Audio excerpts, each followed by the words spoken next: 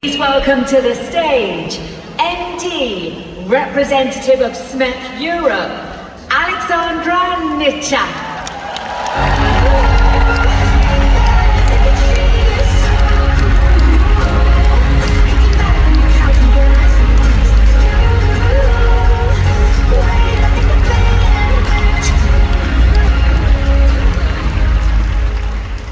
Dzień dobry, Katowice.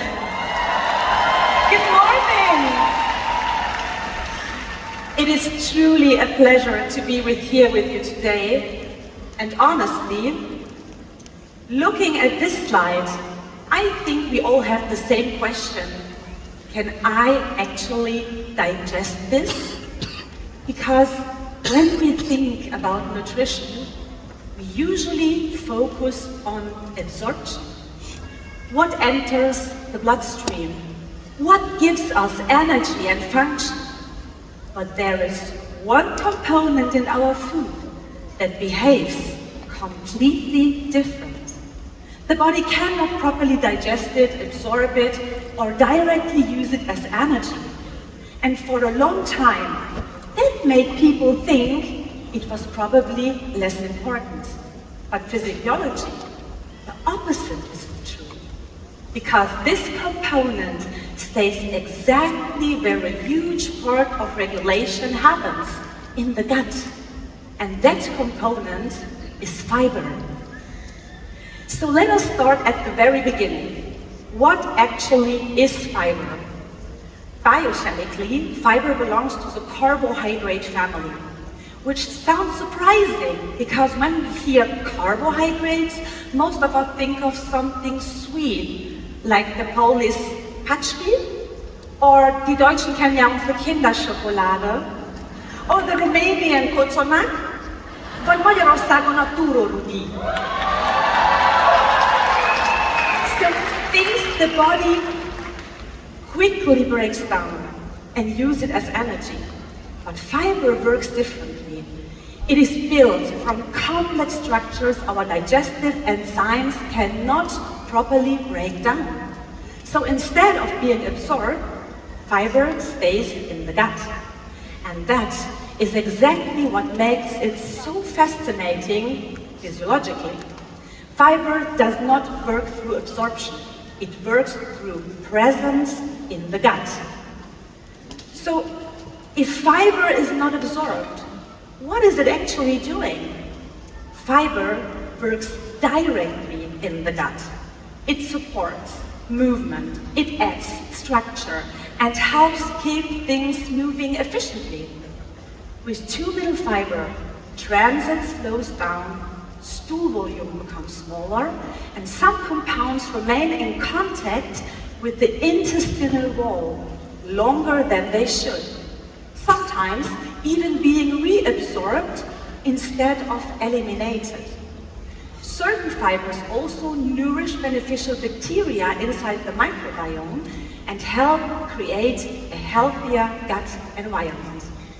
So even without being absorbed, fiber actively influences what stays, what moves, and what leaves the body. And that brings us to the next question. How does fiber actually do that? Now, that we understand what fiber does inside the gut, the next question is, how does it actually work? We mainly differentiate between two types, soluble and insoluble fiber. Insoluble fiber keeps its structure. It adds bulk, supports movement, and help move content forward more efficiently.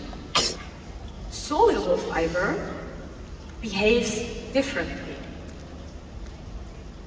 In contact with water, it forms a softer, gel-like environment.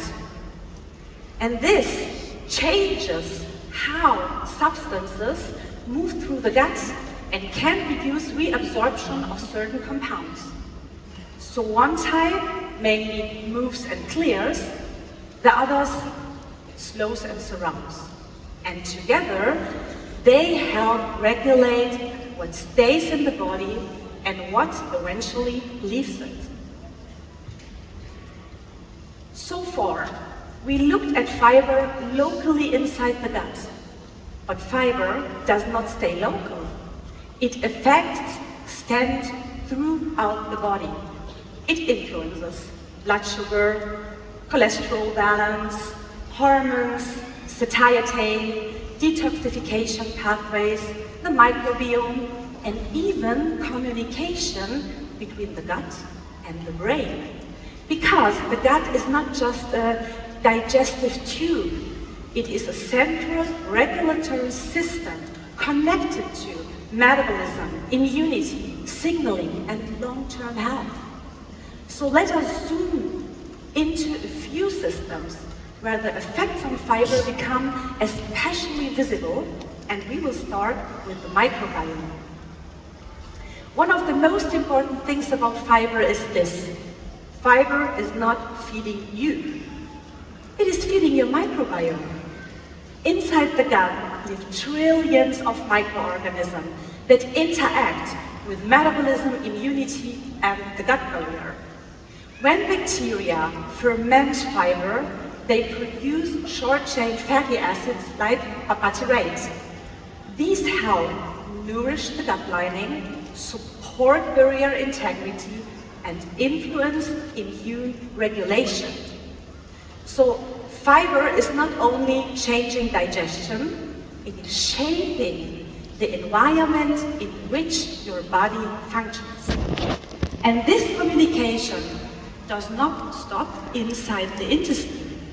It also reaches the brain, which brings us to the gut-brain axis. The gut constantly communicates with the brain, not only about hunger, but also about energy, stress, inflammation, and safety. And interestingly, most of these communications goes from the gut to the brain, not the other way around. Serotonin is one example.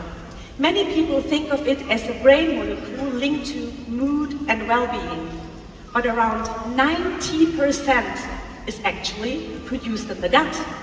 That means the condition of the gut can influence signals connected to how we feel and how we function. Fiber helps support the microbial balance involved in all these pathways. So fiber does not change mood like a drug, but it helps create more stable conditions from which the brain receives its signals.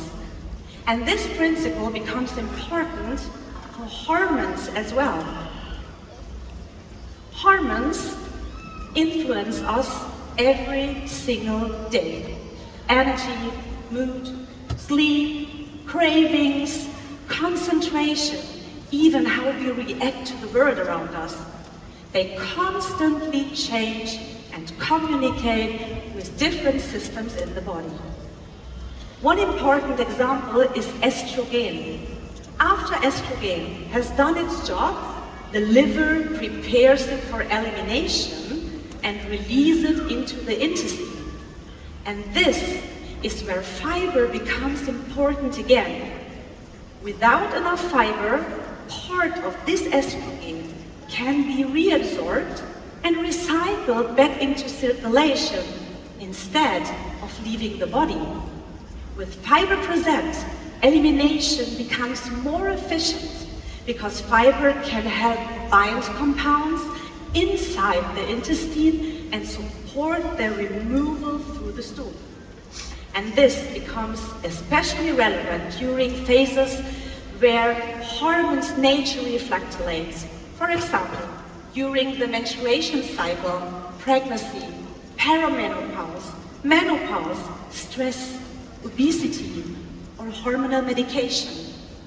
The gut partly influences whether these compounds leave the body or continue circulating longer. And I think many women, and probably also many men as well here, know that if you ask a woman the same question on different days of her cycle, you may receive very different answers.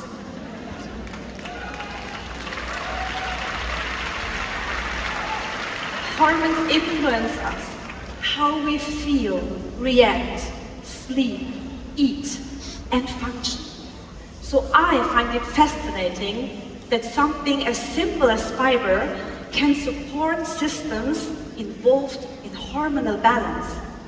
And hormones are also closely connected to another system many people notice immediately, the blood sugar regulation. Imagine, you grab a donut and a sweet coffee or chocolate on a stressful day. I think many of us know exactly what that feels like, and honestly, so do I. On the left side, you can actually see my own blood sugar curve after I tried this myself. You eat something very sweet, you get a quick burst of energy, and shortly afterwards you suddenly feel tired again, unfocused, maybe even craving for more food. And that's because without fiber, glucose enters the bloodstream very quickly.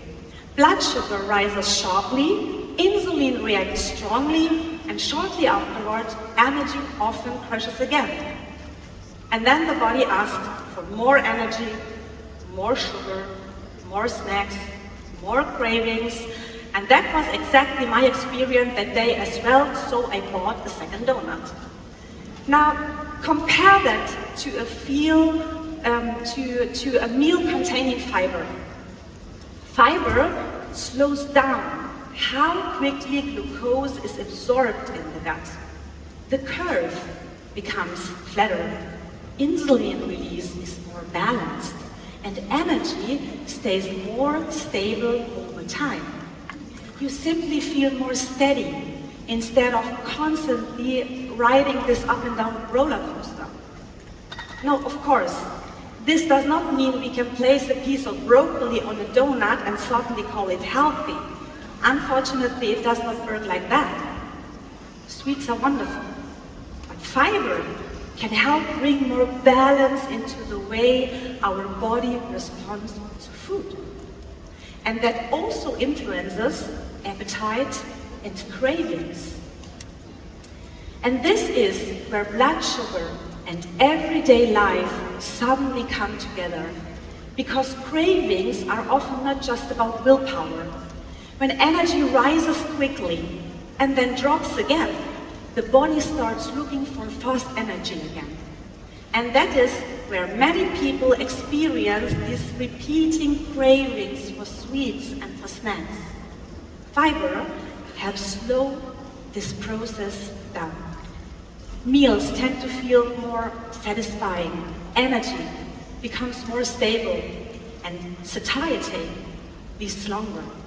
And fiber is not a magical weight loss solution, but it may support a more balanced relationship with hunger, energy regulation, and constant snacking over time.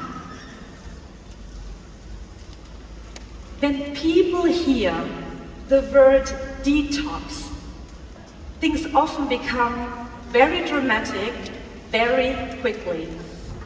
But biologically, detoxification is actually one of the most essential and fascinating functions of the human body. And honestly, I personally find it incredible what the body is capable of doing completely on its own. Every single minute of our lives, every day we are exposed to external compounds through food, toxins, medication, pollution, and the environment. But at the same time, the body also produces potentially harmful compounds itself during completely normal metabolism. Ammonia is one example. Every time we break down protein, ammonia is produced, and ammonia is highly neurotoxic. If the body could not continuously convert and remove it, we literally could not survive. And this is where fiber becomes important again. Especially soluble fiber can bind certain compounds inside the intestine and reduce their reabsorption. So instead of continuously circulating again and again through enterohepatic circulation, part of them can leave the body through elimination. In other words, fiber helps support and reduce the workload of systems that are already working incredibly hard to keep us in balance. And the body already knows how to do that. But fiber supports the system that protects us. And I think we need to make this a little bit more visible. So imagine this entire hall is a human body. And here we have our bloodstream directly connected to this body. And last year I brought a vessel with me. This year I have a little piece of a small intestine with me. And it's transparent because we would like to see what's happening inside. But one incredible important thing is missing, and that's the microbiome. So let's add the microbiome. And now, let's have a look what happens without fiber. We have a stressy day. We grab a donut, we eat it, and the absorption gets really, really fast, blood sugar rises, insulin response, and maybe after that we will have a really big crash. We feel exhausted, tired, and we need more sugar. And what happens with hormones? Hormones, like estrogen, when they've done their job, they're supposed to leave the body. But without fiber, they stay close to the intestine wall and they can be reabsorbed again in the circulation instead of being eliminated. So I think we have to add fiber to our gut. So let's start with the insoluble fiber. It keeps its structure, it creates bulks, it supports movement, and it nourishes beneficial bacteria in the gut. So I think we have now a more diverse microbiome. So let's make it diverser.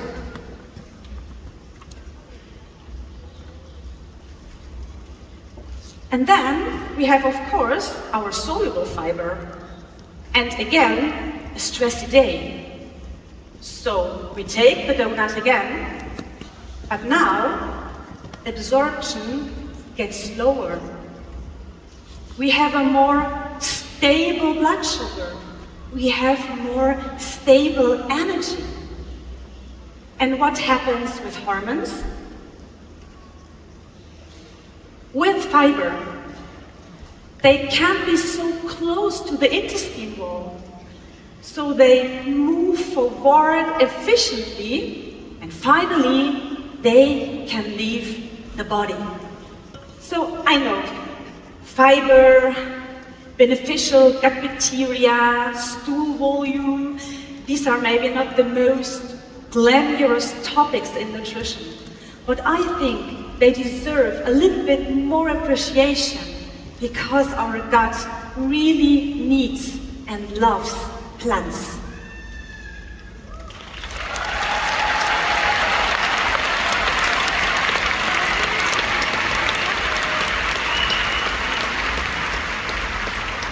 And this is where things become even more interesting, because the effects of fiber do not stop at digestion or elimination.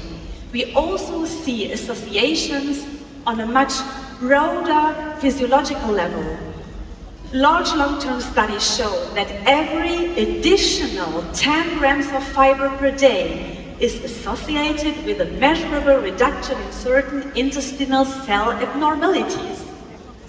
Intake levels around 25 to 30 grams daily are consistently linked to more protective long-term health outcomes.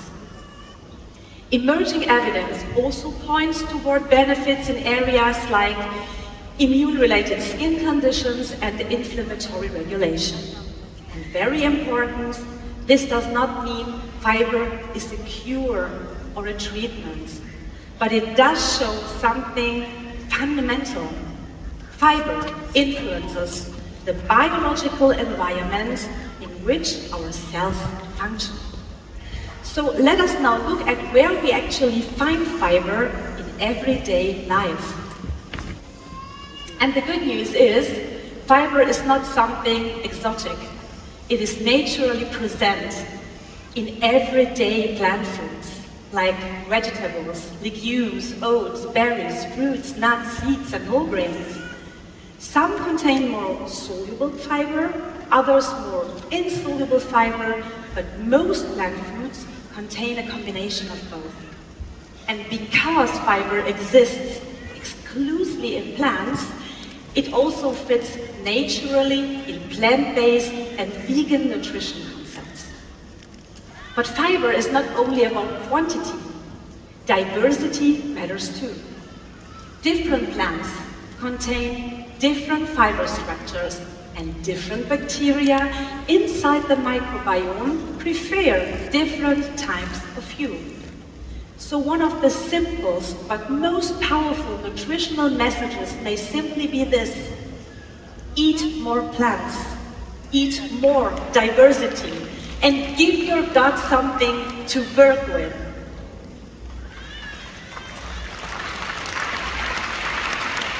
And when we look at official recommendations, something becomes very clear.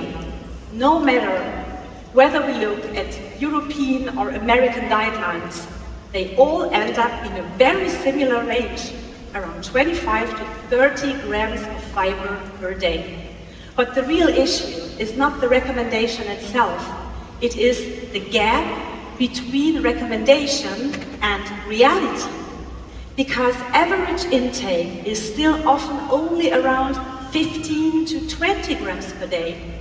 So we are not talking about tiny optimization here. We are talking about a very common physiological shortfall. And the good news is, even small improvements can already make a meaningful difference over time. So, can fiber have side effects? Yes, absolutely. If somebody goes from 5 grams of fiber per day to broccoli smoothies overnight, the microbiome notices that very quickly. And the first thing many people experience is bloating or increased gas formation. But physiologically, that is often completely normal. It usually does not mean the body is rejecting fiber. It means the system is adapting. The bacteria suddenly receive more fermentable material. Fermentation increases, and the intestine needs time to adjust. And this is exactly the moment where many people think, maybe I cannot tolerate broccoli. But often the gut simply is not used to larger amounts of fiber yet. So the key is usually not more immediately, but increase gradually. Together with adequate hydration, this gives the system time to adapt and allows fiber to become beneficial long-term. And this is where we can bring everything together practically. Different types of fiber can support different situations. In constipation, insoluble fiber, together with adequate hydration, can help support stool volume and intestinal movement. In diarrhea, soluble fiber can help bind water and stabilize intestinal contents. And if somebody struggles with bloating or a very sensitive gut, the answer is usually not avoiding fiber completely, but adjusting the type and increasing it more gradually. Fiber can also help support more stable blood sugar responses and longer satiety when combined strategically with meals. So in the end, the message is actually quite simple. Your gut really loves plants. You've seen the key points. It's not about avoiding certain foods, cutting everything out, or trying to follow perfect rules. It's about understanding what fiber actually does in the body and why it matters. Because fiber is not the problem, it is part of the solution. It supports systems that are already there. It helps regulate, stabilize, and complete what the body is doing every single day. And just like before, no supplement can replace that foundation. Food always comes first. Supplements can support, but they never lead.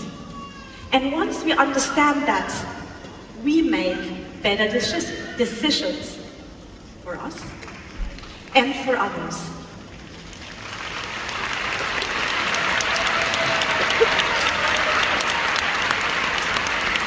And before we close, let's end this on a slightly different note. At the end of the day, it is not about being perfect. It is about doing things a little better, a little more consistently, and sometimes even with a bit of humor. Because if we can smile about it, we are much more likely to stick with it.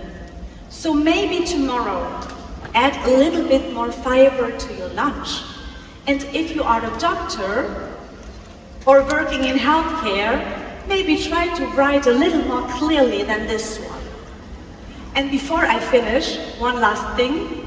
If you have questions, I will be available afterwards in the Be Renewed area at 2 p.m. And I would really love to continue the conversation there with you. Dziękuję. Thank you for letting me share this with you today. Enjoy Convention 2000.